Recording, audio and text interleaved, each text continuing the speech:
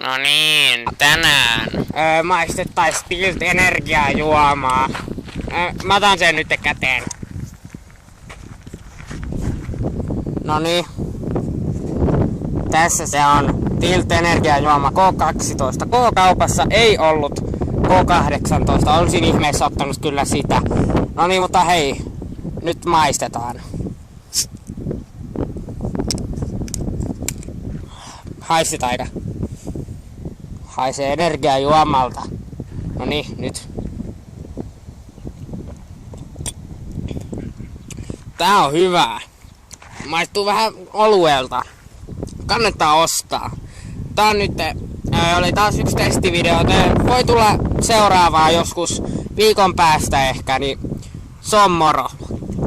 Tää on 5/5. Moro.